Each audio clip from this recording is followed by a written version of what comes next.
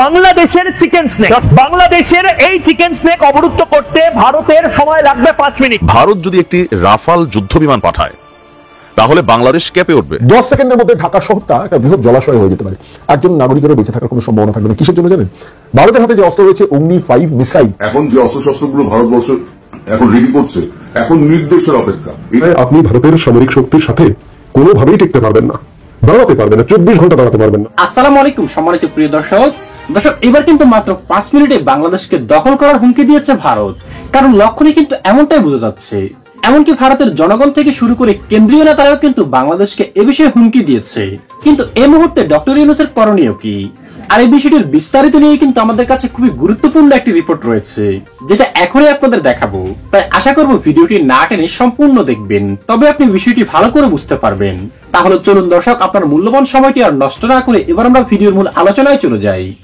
জেনে রাখুন, India in active mode, যে কোনো সময় যা কিছু হতে পারে। মানে আমি কি বলবো, এইগুলো কি হবে না হবে এগুলো কিন্তু আগাম বলা যায় না। আমি বলেছিলাম সময়ের ওপর সব ছেড়ে দিন, সময় সবকিছু বলে দেবে। এই সময় কিন্তু এসে গেছে, এবার কিন্তু সময় কিন্তু হু করে এগোবে। যুদ্ধ শুরু করা কিন্তু খুব সোজা। এই বাংলাদেশ ভাবছে না যুদ্ধ করব, যুদ্ধ শুরু করা সোজা। এক দিনের যুদ্ধে অন্তত $10 মিলিয়ন করে খরচা হয়।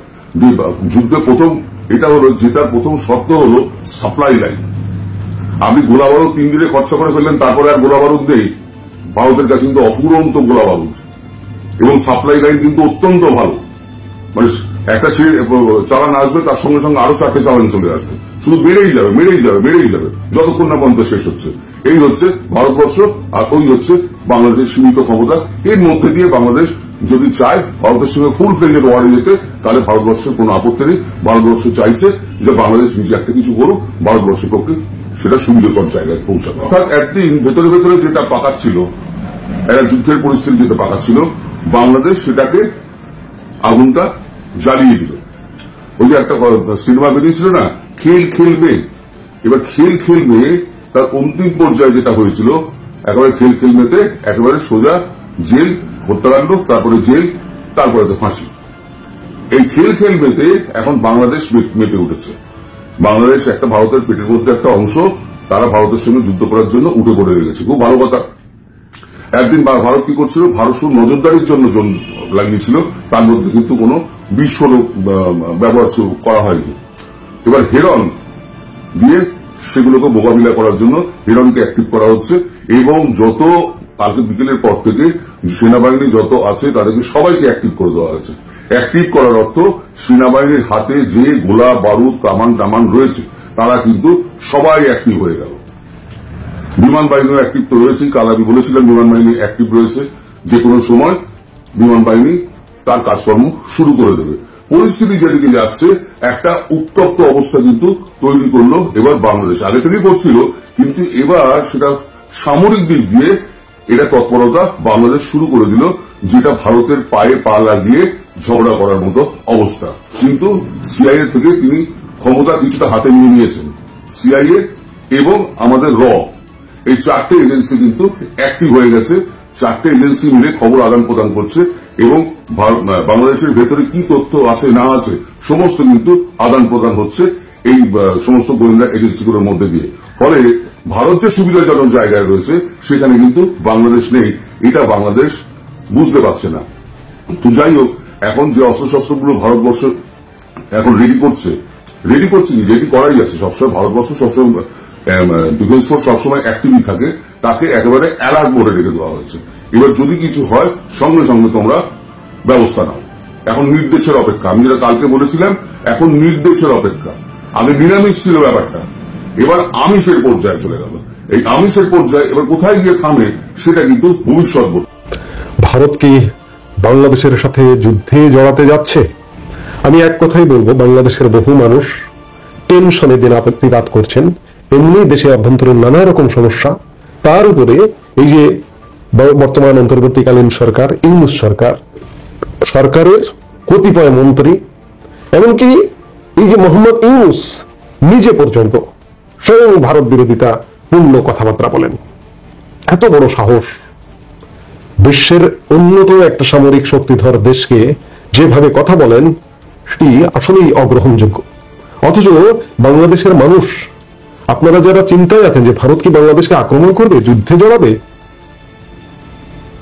আজ পর্যন্ত ভারত রাষ্ট্রীয়ভাবে ভারতের কোন নেতিবাচক মন্তব্য বাংলাদেশ নিয়ে, বিচ্ছিন্ন কথাবার্তা হয় কিন্তু বাংলাদেশ নিয়ে যুদ্ধ বা এটা সেটা নিয়ে কোনো ধরনের নেতিবাচক মন্তব্য পাওয়া যায়নি। এটি হচ্ছে ভারত, এটি হচ্ছে বিশালত্ব, এটি হচ্ছে বিশাল কিছুর কারবার। আর আমাদের ক্ষুদ্র কারবার তো আপনারা দেখছেন, আলাদা করে বলবার কিছু নেই। তো আমি যেটি বলছি যে এক কথায় উত্তর দেব, আপনারা যদি আমাকে প্রশ্ন করেন, ভারত এত কাঁচা খেলোয়াড় না যে আপনার সঙ্গে যুদ্ধে জড়াতে আসবে কিংবা আপনাকে দখল করবে। ভারতীয় মিডিয়ায় যতই প্রচার হোক অপপ্রচার হোক, চট্টগ্রাম আমার, রংপুর আমার ইত্যাদি, ভারত সরকার এত কাঁচা খেলোয়াড় না। সেটি আজকে বিজেপি আছে, বিজেপির ক্ষেত্রেই যেমনটি প্রযোজ্য, কালকে যদি কংগ্রেস আসে কংগ্রেসের ক্ষেত্রেও সেটি প্রযোজ্য। ভারত যদি মনে করত 1971 সালেই ভারত আপনাকে স্বাধীনতার অংশী দেশ, ভারত আপনার হাতে স্বাধীনতার গৌরবটি তুলে দিত না, স্বাধীনতার গৌরব মাল্য আপনাকে পরাতো না, স্বাধীনতার গৌরব মুকুট আপনাকে পরাতো না। 1971 সালেই 47 সালের যে অঘটনটি ঘটেছিল, 1971 সালেই কিন্তু ভারত আপনাকে দখল করে নিত। আপনি আজকে, আপনারা বাংলাদেশের মানুষ আজকে ভারতীয় নাগরিক হিসেবে পরিচয় দিতেন সারা বিশ্বের কাছে। ভারত কিন্তু 1971 সালে সেটি করেনি। আজকে 54 বছর পরে এসেও ভারত সেটি করবে না, এটি আমি গ্যারান্টি দিয়ে বলতে পারি। ভারত, আমি আগেও বললাম যে ভারত এত কাঁচা খেলোয়াড় না। তবে আপনি যা করছেন, আপনারা যা করছেন, বাংলাদেশের কতিপয় জনগণ, কতিপয় জনগোষ্ঠী, সীমিত, তারা সংখ্যায় সীমিত, আপনাদেরকে ভারত ভাতে মারবে, পানিতে মারবে। এই যে বর্তমান সরকারও ভারতকে নিয়ে যে খেলা খেলছেন, আপনাদেরকেও ভাতে মারবে, পানিতে মারবে, কিন্তু সরাসরি যুদ্ধে জড়াবে না। আবার ভাতে মারবে, পানিতে মারবে, এটি যেমন সত্য, আবার তেমনি আপনাকে বাঁচিয়ে রাখবে। সেই জায়গায় ভারত কোনোভাবে বাংলাদেশের সাথে যুদ্ধে জড়াবে না। আর যুদ্ধে যদি জড়ায়ও, আপনি 24 ঘন্টা টিকে থাকতে পারবেন না। 24 ঘন্টার মধ্যে আপনাকে মেসাকার করে শেষ করে দিয়ে ভারত দখল করা সম্ভব। ভারত সামরিক শক্তিতে এত বড় শক্তিধর একটি দেশ। 1971 সালের কথা মনে করুন, ভারত পাকিস্তান যুদ্ধ বা বাংলাদেশের স্বাধীনতা যুদ্ধ, 9 মাসের যুদ্ধ। এই 9 মাসের শেষ দিকে এসে মাত্র 13 দিন হাতে রেখে ভারত এই যুদ্ধে অংশগ্রহণ করেছিল।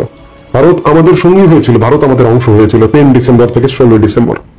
13 দিনের যুদ্ধে পাকিস্তানকে ধরাশয়ী করেছে, আমাদেরকে আত্মসমর্পণ করতে আমাদের কাছে বাধ্য করেছে। আজকের ভারত আর সেই সময়ের ভারতের মধ্যে কিন্তু অনেক পার্থক্য আছে। ভারত সেই সময় পৃথিবীর একটি অন্যতম দরিদ্র পীড়িত দেশ ছিল, আজকে কিন্তু ভারত সেটি নয়। আজকে ভারত পৃথিবীর অন্যতম একটি অর্থনৈতিক শক্তির দেশ, অন্যতম প্রধান টপ 5 এর একটি। আর ভারত সামরিক শক্তিতে চতুর্থ দেশ, এটি আমার কথা নয়। সুইডেন ভিত্তিক সামরিক বাজেট পর্যবেক্ষণ করে একটি প্রতিষ্ঠান, Stockholm international piece research institute, এবছরের শুরুতে এপ্রিল মাসে একটি প্রতিবেদন প্রকাশ করেছে। তাতে ভারত সামরিক ব্যয়ে চতুর্থ। ভারত গত বছর সামরিক ব্যয় করেছে $83.6 বিলিয়ন।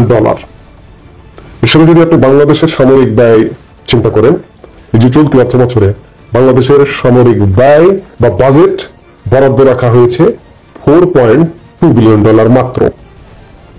আপনি বাংলাদেশের বাজেট সম্পর্কে জানেন? বাজেট কত বিলিয়ন ডলার? মাত্র $80 বিলিয়ন। বাংলাদেশের পুরো যে আর্থিক বাজেট, সেই বাজেটের চেয়ে বেশি $83.6 বিলিয়ন খরচ করে ভারত সামরিক খাতে। এবং অন্যান্য ইকুইপমেন্টের দিকে যদি আপনি চিন্তা করেন, তাহলে আপনি বাংলাদেশকে ভারতের কাছে খুঁজে পাবেন না।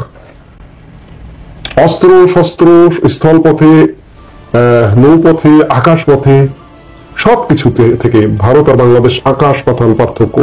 সামরিক বাহিনীর সদস্য সংখ্যাও যদি চিন্তা করেন, বাংলাদেশে 1,60,000 সামরিক বাহিনীর সদস্য এবং সিভিল মিলিয়ে হয়তো সর্বোচ্চ 2 লক্ষ হবে। কিন্তু ভারতে সবকিছু মিলিয়ে প্রায় 37 লাখ এবং সিভিল মিলিয়ে প্রায় 40 লাখ সামরিক বাহিনীর সদস্য। তো সেই জায়গায় আমি যে বলছি যে 24 ঘন্টা সময় লাগবে না আপনাকে ম্যাচাকার করতে, আপনাকে দখল করতে। কিংবা ভারতের আরেকটা জিনিস চিন্তা করুন, ভারত তো পারমাণবিক বোমা শক্তি সম্পন্ন একটি দেশ, আমরা কোথায়? অর্থাৎ কোনোভাবেই আমাদের সাথে ভারতকে তুলনা করতে আমরা পারি না, কারণ ভারত বিশালত্বে পরিপূর্ণ। কিন্তু আমাদের এই যে জনগণকে, বাংলাদেশের মানুষকে প্রতিনিয়ত মিসগাইড করা হয়, মিসগাইড করে ভুল ভাল তথ্য দিয়ে বলা হয় যে আমরা 7 সিস্টার দখল করব, আমরা চিকেন নেক দখল করব, বন্ধ করে দেব, এটা সেটা নানা কিছু। কিন্তু বাস্তবতা তো ভিন্ন ভাই। বাস্তবতার জায়গায় আপনি ভারতের সামরিক শক্তির সাথে কোনোভাবেই টিকতে পারবেন না, দাঁড়াতে পারবেন না, 24 ঘন্টা দাঁড়াতে পারবেন না, কিন্তু বললাম। কাজেই এই যে এত কিছুর পরেও ভারত বাংলাদেশকে কি আক্রমণ করবে? এক কথাই বলবো যে আপনাদের মতো কাঁচা খেলোয়াড় ভারতের জনগণও নয়।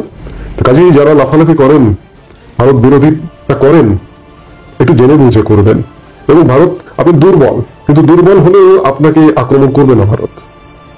ভারত এই নির্বোধের কাজ করবে না, কোনোভাবেই করবে না, এটি আপনি নিশ্চিত থাকতে পারেন। দর্শক, শুরুতে আপনাকে জানাই অসংখ্য ধন্যবাদ সম্পূর্ণ ভিডিওটি দেখার জন্য। এবং ভিডিওতে আলোচিত বিষয়গুলি সম্পর্কে আপনারা যদি কোনো মতামত থাকে তাহলে অবশ্যই আমাদের কমেন্ট বক্সে জানিয়ে দেবেন।